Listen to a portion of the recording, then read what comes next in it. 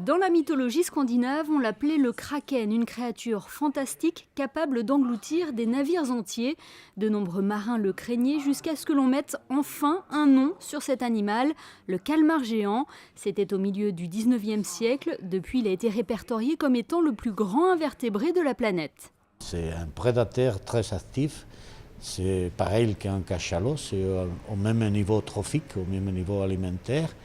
Et après, et comme c'est gigantesque, surtout quand un adulte, l'unique prédateur important, c'est les cachalots, mais aussi le requin dormeur, quelques requins qui sont grands, et quand le calmar arrive à une centaine de kilos, il n'est pas prédateur possible, c'est tout.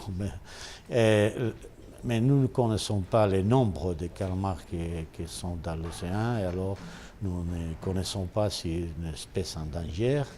Mais ce que nous pensons, c'est qu'il y a une espèce emblématique parce qu'il attire l'attention du grand public.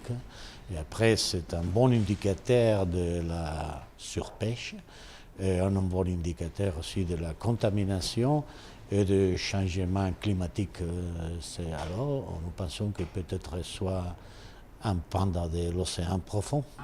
Le calmar géant peut mesurer jusqu'à 18 mètres de long et peser 250 kg. Les récents échouages de cadavres ont permis de lever le voile sur cette espèce dont on connaît finalement peu de choses. Ce n'est qu'en 2012 et après de nombreuses tentatives qu'un Japonais arrive à le filmer pour la première fois dans son milieu naturel.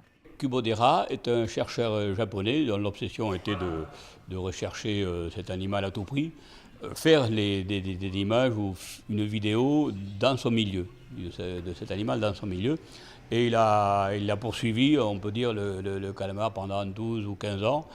Et donc il a obtenu ses premières photos en 2004. Et c'est en 2012, grâce à une technologie particulière quand même, assez coûteuse, grâce à un sous-marin qui plongeait jusqu'à 900 mètres de profondeur, Discovery Channel, enfin avec des moyens, il s'est donné les moyens, et il a réussi à obtenir cette première vidéo en juillet 2012.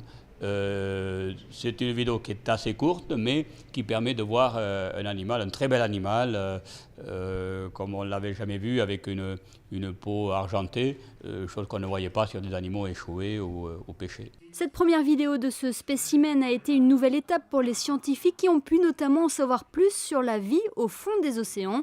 Mais après plus de 60 ans de recherche, le calmar géant n'a pas encore livré tous ses secrets.